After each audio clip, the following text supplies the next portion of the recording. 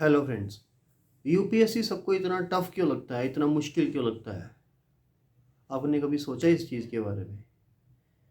UPSC basically इतना tough है नहीं है कि जितना हम लोग उसको बना के रखा हुआ है हमने।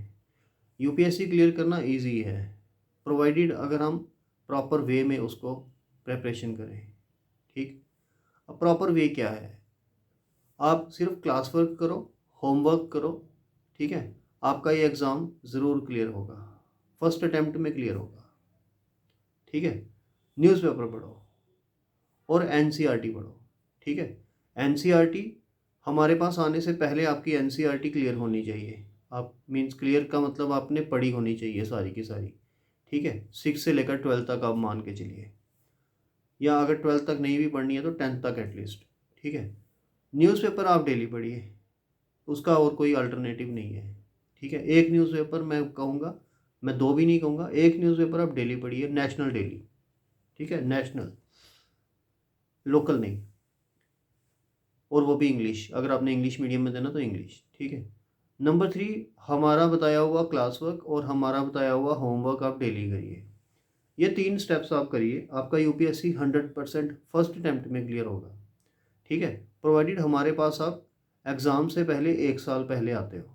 ठीक है, जैसे आपने जब जब भी एग्ज़ाम देना उससे 12 मंथ्स पहले आप हमारे पास आ जाते हो। ठीक है, और एनसीईआरटी पढ़ के आते हो। ठीक है, क्योंकि एनसीईआरटी में जैसे वो बताया होता है कि लोकसभा क्या है, राज्यसभा क्या है।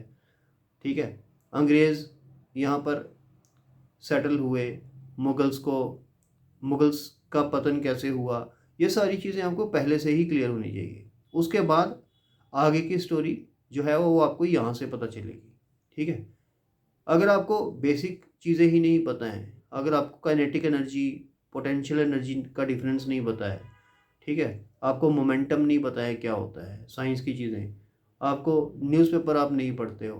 ठीक है, आपने कभी एनसीईआरटी देखी भी नहीं है। ठीक है, आप सीधे हमारे पास आ जाते हो, तो मैं कहूँगा कि एनसीईआरटी, हम भी आपको यही बोलेंगे कि एनसीईआरटी पढ़िए। ठीक है, न्यूज़पेपर पढ़िए, और उसके अलावा हम जो क्लास में कराएंगे हमारे टीचर्स, और उसको आप जो असाइनमेंट घर में होमवर्क वगैरह जो भी आपको वो, यानी कि होमवर्क का मतलब है जो रिवीजन, जो क्लास में पढ़ाया उसको रिवाइज करके आना और प्रॉपर टेस्ट देने यहाँ पे। ठीक है, अगर आप इतना काम करते हो आपका फर्स्ट अटेम्प्ट में 100% क्लियर होगा। ठीक है। अब आपको लग रहा होगा ये तो बड़ा ईजी है, इतना बड़ा एग्ज़ाम, और सिर्फ एनसीईआरटी पढ़नी है, क्लास वर्क होमवर्क करना है, न्यूज़पेपर पढ़ना है, बस इतना सा।